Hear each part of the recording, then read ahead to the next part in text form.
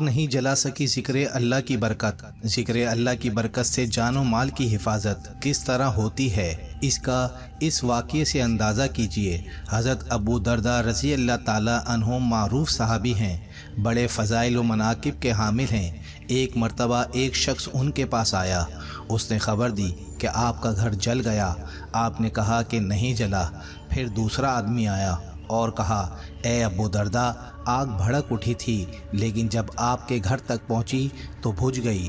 آپ نے کہا، میں جانتا تھا کہ اللہ ایسا نہیں کرے گا۔ لوگوں نے کہا، اے ابو درداء، ہمیں نہیں معلوم کہ آپ کی کون سی بات زیادہ تعجب خیز ہے، آپ کی یہ بات کہ گھر نہیں جلا، یہ بات ایسے کہ اللہ ایسا نہیں کرے گا۔ آپ نے فرمایا، میں نے اس لیے کہا تھا کہ میں نے رسول اکرم صلی اللہ علیہ وآلہ وسلم سے چند کلمات سنے تھے، جو ان کو صبح میں پڑھتا ہے اس کو شام تک کوئی مصیبت نہیں پہنچتی، اور جو شام میں پڑھتا ہے اس کو صبح تک کوئی مصیبت نہیں پہنچتی۔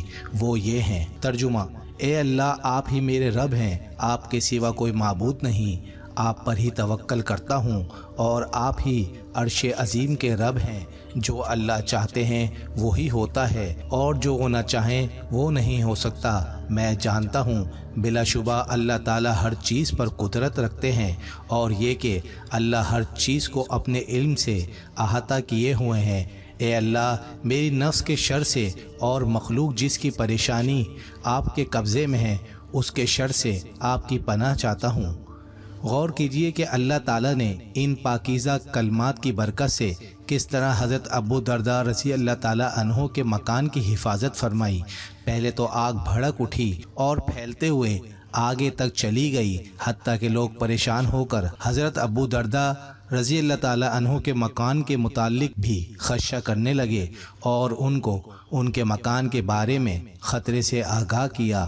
مگر لوگوں نے یہ حیرت انگیز واقعہ اور قدرت خداوندی کا کرشمہ دیکھا۔ وہ آگ جب حضرت ابو درداء رضی اللہ تعالیٰ عنہ کے مکان تک پہنچی تو اچانک بجھ گئی۔ کیا یہ حیرت انگیز واقعہ نہیں ہے؟ اس ویڈیو کو زیادہ سے زیادہ شیئر کریں، اچھی بات دوسروں تک پہنچانا صدقہ جاریہ ہے۔